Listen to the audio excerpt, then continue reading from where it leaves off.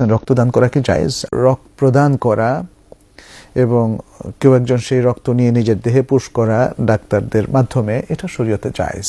প্রয়োজনে স্বামী তার স্ত্রীকে রক্তদানের ক্ষেত্রে ইসলামে কি কোনো বিধিনিষেধ আছে? প্রয়োজনে স্বামী তার স্ত্রীকে রক্তদান করতে পারবে, এতে কোনো সমস্যা নেই। এটা যারা যদি আপনাকে ভুল বুঝিয়ে থাকে, ভুল বলেছে, এতে কোনো সমস্যা নেই। এর সাথে কোনো অবৈধতার কোনো কিছু নেই বা এর সাথে কোনো নিজের রক্ত সম্পর্ক তৈরি হয়ে যাবে এমন কিছু নয়, বরং এটা বৈধ। আপনি স্বামী স্ত্রীকে, স্ত্রী স্বামীকে রক্ত দিতে পারবে প্রয়োজনে। এর উপর অনেক গবেষণা হয়েছে এবং শেষ পর্যন্ত প্রায় সকল ওলামায়ে কেরাম এবং সকল মুসলিম চিকিৎসক একমত হয়েছেন যে রক্তদানের মধ্যে কোনো নিষিদ্ধতা নেই। তবে রক্ত কি বিক্রি করা যাবে? কেউ খুব গরিব, তার খুব টাকার প্রয়োজন, এমত অবস্থায় কি সে তার কিডনি বিক্রি করতে পারবে? কিডনি বা শরীরের কোনো অংশ বিক্রি করা ইসলামী শরীয়ত অনুমোদন করে না কোনো অবস্থাতেই। তার জন্য এই লজ্জা শয়তানের পক্ষ থেকে দেয়া। যদি তার অভাব থাকে চাইতে পারে, সে চাওয়াটা জায়েজ।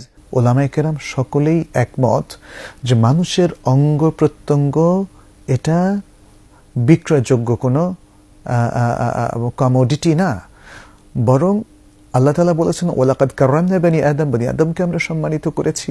অতএব মানুষ জীবিত কিংবা মৃত উভয় অবস্থায় তার সমস্ত অঙ্গ প্রত্যঙ্গ এবং তার দেহের সবগুলো অংশই সম্মানিত, পুরো দেহটাই সম্মানিত। ফলে এখান থেকে কোনো কিছু কাটাছেঁড়া করে বিক্রি করা, তার দেহের কোনো উপাদান বিক্রি করা, এটা শরীয়তে জায়েজ নেই। সেই হিসাবে রক্ত বিক্রি করাও জায়েজ নেই। এটি হচ্ছে প্রণিধানযোগ্য কথা।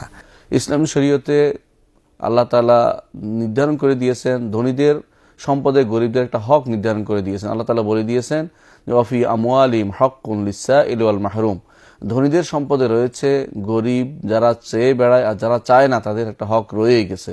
এই হকটা সে নিবে, এটা নিতে গিয়ে সে কেন লজ্জা করবে? এই লজ্জা করাটা শরীয়তে বৈধ না। এই জন্য তার হক যেহেতু রয়েছে, জাকাতের সম্পদ রয়েছে, রাষ্ট্রীয় খাতে তার টাকা সম্পদ রয়েছে, রাষ্ট্রের দায়িত্ব রয়েছে তাকে সহযোগিতা, এইভাবে প্রত্যেক জায়গায় ধনীদের কাছে তার সম্পদ রয়ে গেছে, এই জন্য সে চেয়ে নিবে, এটা তার জন্য বৈধ। কিন্তু কোনোভাবেই সে তার অঙ্গ বিক্রি করতে পারবে না। শরীরের কোনো অঙ্গ বিক্রি করা শরীয়তে জায়েজ নেই। রক্ত দিয়ে টাকা নেওয়া হারাম, তবে কেউ যদি নাস্তা খাওয়াতে চায়, যাতায়াত খরচ দিতে চায়, তাও কি হারাম? যে একজন লোক অনেক দূরের থেকে কষ্ট করে তিনি রক্ত দিতে এসেছেন, অতএব তার আসা যাওয়ার খরচটা কি যিনি রক্ত নিচ্ছেন তিনি বের করতে পারবেন?